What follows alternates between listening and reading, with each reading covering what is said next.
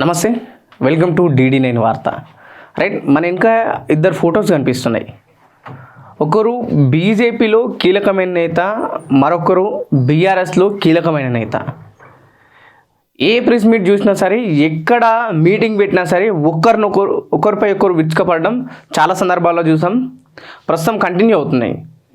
కేటీఆర్ పైన అటు రాజకీయంగానే కాదు, ఇటు పర్సనల్గా బండి సంజయ్ విమర్శించిన వాక్యాలు చాలా సందర్భాల్లో సోషల్ మీడియాలో వైరల్ అయినాయి. కేటీఆర్ బండి సంజయ్ మీద పర్సనల్గా కాదు, రాజకీయంగా కూడా చాలా సందర్భాల్లో తిట్టుకున్న వీడియోస్ కూడా చాలాసార్లు వైరల్ అయినాయి. సో ఇప్పుడు ఒక వీడియో చూపిస్తా. ఈ వీడియోని చూసి మీరే చెప్పండి.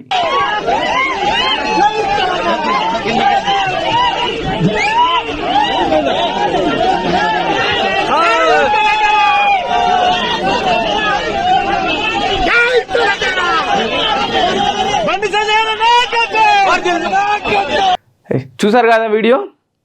రాజకీయాల్లో శాశ్వత శత్రువులు, శాశ్వత మిత్రులు ఉన్నారని చెప్పేసి కూడా మనకు ఒక సామెత ఉంటుంది. మనకు ప్రస్తుతం ఈ వీడియో చూస్తే చాలామందికి అదే అర్థమవుతుంది. సిరిసిల్లాలో నిన్నటి నుంచి భారీ నుంచి అతి భారీ వర్షాల కారణంగా లోతట్టు ప్రాంతాలన్నీ జలమయమవుతున్నాయి. సో దాంట్లో సందర్భంగా అటు వివిధ పార్టీకి సంబంధించిన నాయకులు, అటు సిరిసిల్ల ఎమ్మెల్యేగా ఉన్న కేటీఆర్, ఇటు కరీంనగర్కి ఎంపీగా ఉన్న బండి సంజయ్ కూడా ఆ ప్రాంతాన్ని సందర్శించడం జరిగింది.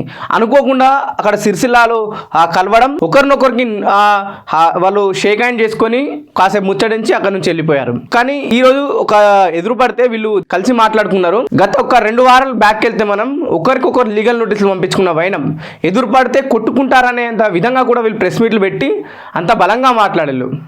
ప్రజలు ఒకసారి గుర్తుంచుకోవాలి, వీళ్ళు బాగానే ఉంటారు, పార్టీకి సంబంధించిన నాయకులు వాళ్ళ ప్రెస్ మీట్లు చూసి, వాళ్ళ ఆవేశాలు చూసి కిందున్న కార్యకర్తలు తిట్టుకుంటారు, కొట్టుకుంటారనే వైనం చాలా సందర్భాలు మనం చూసినాం.